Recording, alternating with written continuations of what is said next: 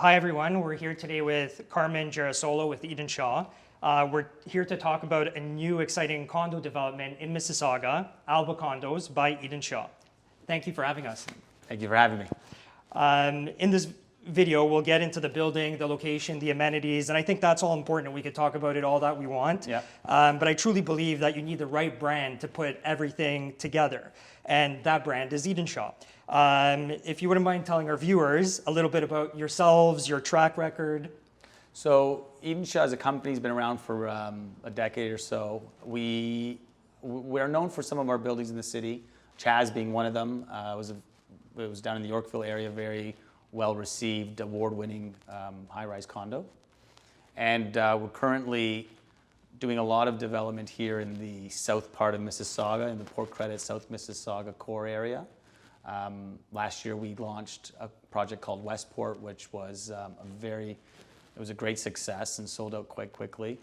Here in the Port Credit area, we also have a project called Tanu, which was very well received in Port Credit as well.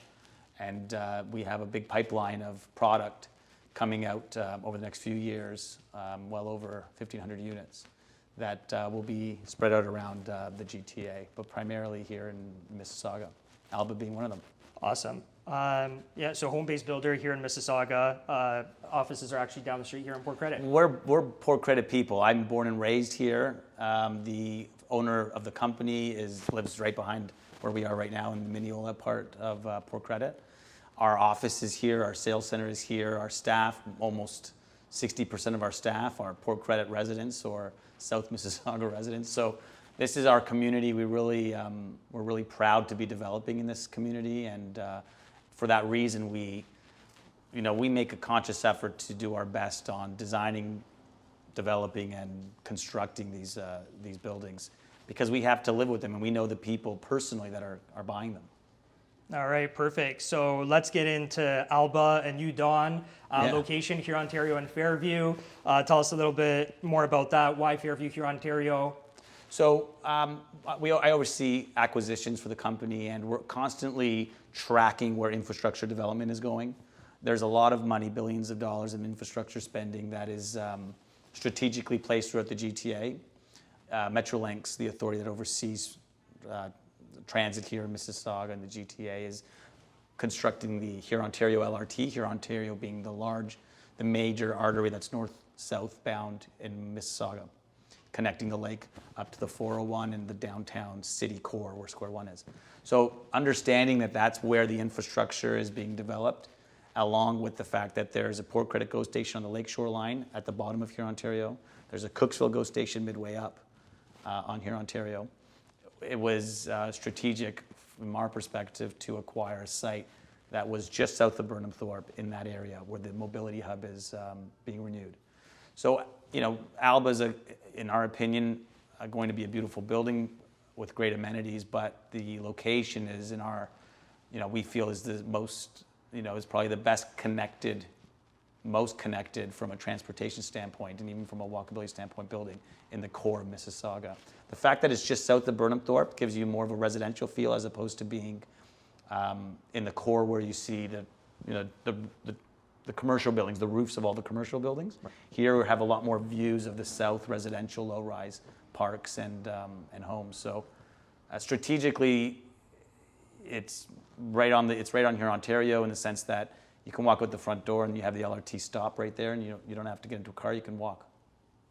So that's why we were looking at getting it. And walking distance to Cooksville GO as well. You're 5 minutes to the Cooksville GO station, you're 10 minutes or so to get to Square One, and there's a major employment base in Square One with all the office towers there.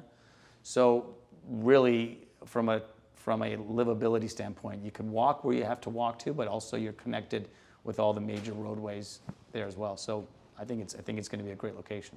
All right, and perfect. Now, in regards to the condo tower, number of stories, number of units, the views. Yeah, the building's about 32 stories. We have 418 units, which includes some townhomes, 4 townhomes on the south side of the building. It has a bunch of amenities, over 20,000 square feet of amenities, which includes some exterior amenities and interior programming. The building's views are unobstructed to the south, unobstructed to the east. They'll primarily be obstructed to the west, and the only issues, if there are any, is the beautiful Mississauga skyline, which is to the north. Can't complain about So that. if you have, if you like the city views, we have those as well.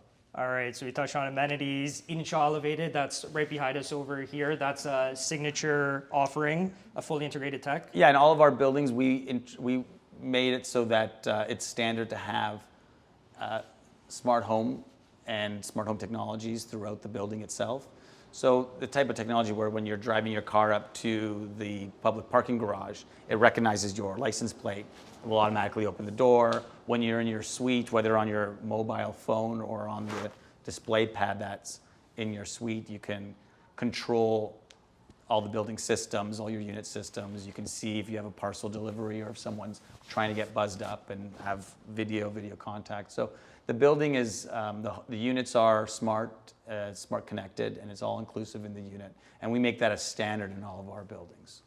All right, and when can all the excited purchasers move in? What are we looking at for completion date? So we're targeting a completion date of mid-2025. And based on our track record of our previous buildings, we'll be on target with that.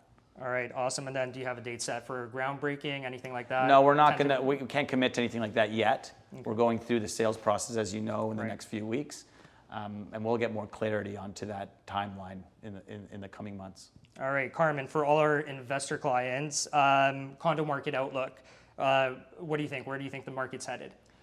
It's an interesting time in the market, right? With inflation being the way it is on regular consumer goods, you're seeing prices for everything from lumber to expensive cars just going through the roof. Check your grocery bill, right? It's like nuts. that's up Yeah, $100 a week. With that said, though, what I can speak to maybe a little bit more intelligently is the Mississauga condo market as it compares to what we've seen over the last 12 months in the Toronto condo market. So we've studied the impacts of COVID, let's say, on pricing, absorption, and rental rates between the downtown core of Mississauga, so we call that city center on MLS, which is where ALBA is.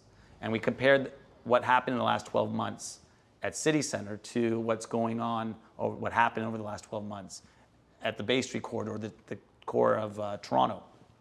And we found that the value of rent has decreased in Toronto by 25%. You had one bedrooms that were renting for $2,200 a month or $2,300 a month in Toronto in that core down to like $1,600, $1,700. So there's a big carve out in cannibalization of value in the core.